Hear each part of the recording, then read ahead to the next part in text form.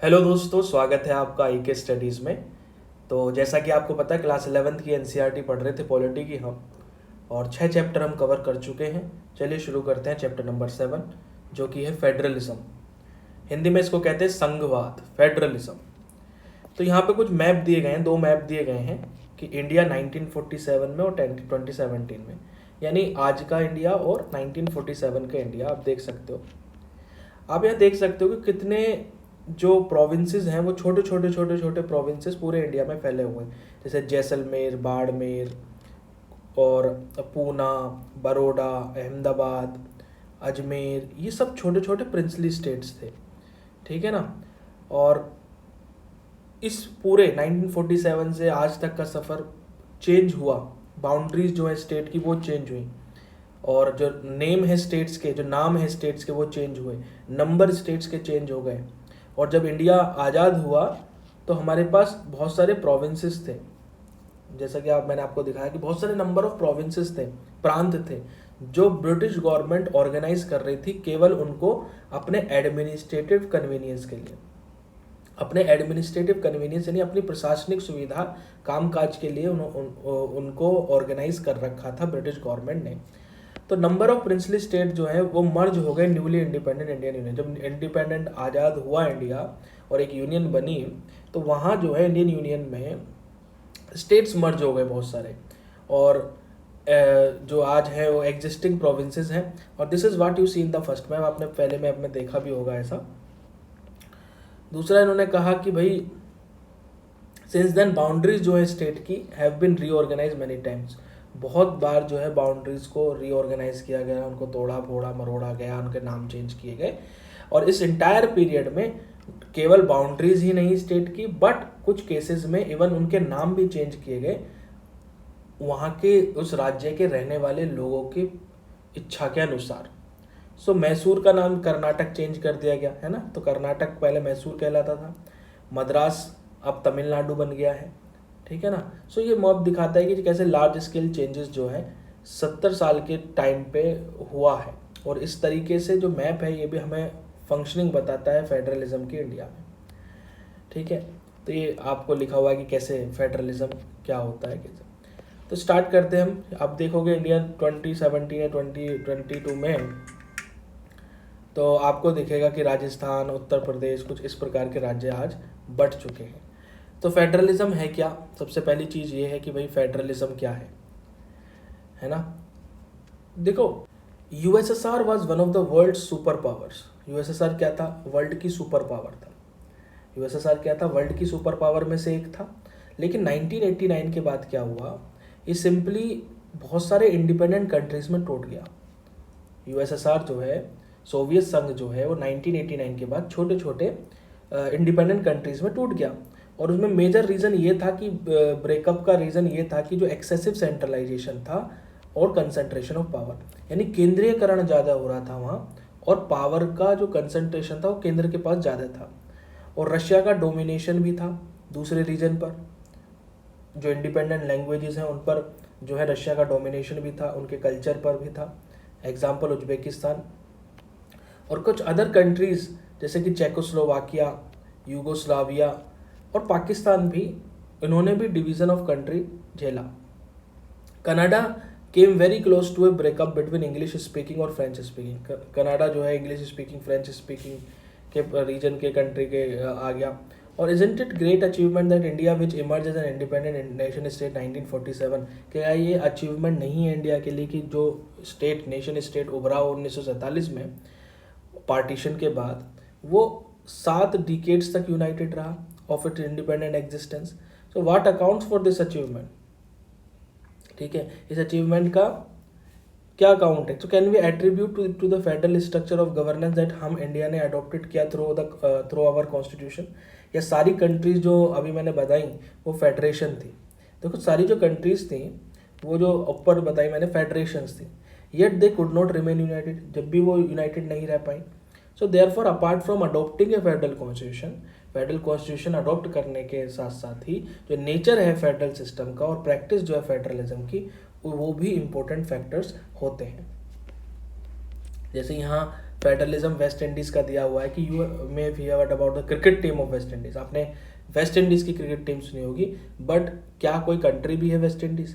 देखिए, इंडिया की तरह ही वेस्ट इंडीज़ भी कॉलोनाइज हुआ था ब्रिटिश के द्वारा 1958 में।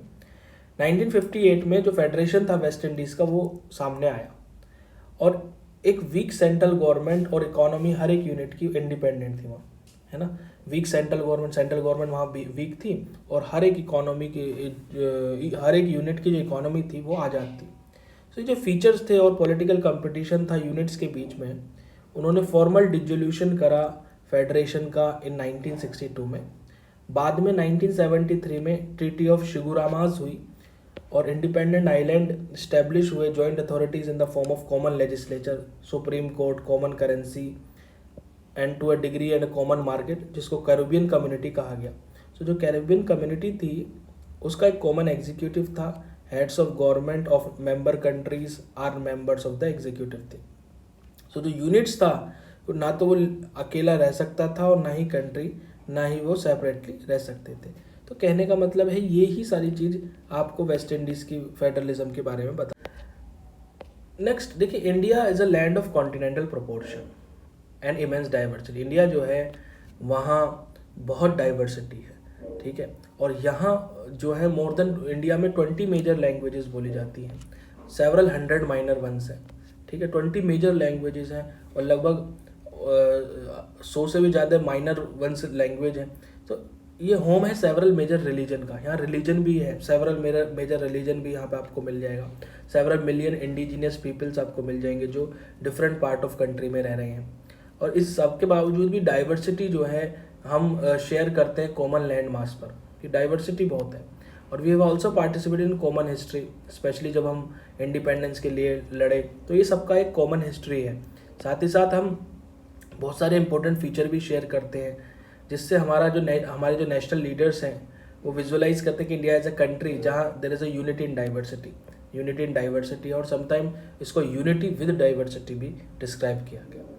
देखिए, federalism does not consist of a set of fixed principles which are applied. जो फेडरलिज्म जो है वो set of fixed principle consist नहीं करता जो अप्लाई करने के लिए है टू डिफरेंट हिस्टोरिकल सिचुएशन में। रादर फेडरलिज्म एक प्रिंसिपल है गवर्नमेंट की जो डिफरेंट सिचुएशन में डिफरेंट होती है, ठीक है। सो अमेरिकन फेडरलिज्म की मैं बात करूँ तो one of the first major attempts जो एक फेडरल पॉलिटी को बिल्ड करने का रहा वो अमेरिकन फेडरलिज्म में रहा, वो जर्मन और इंडियन फेडरलिज्म से अलग है।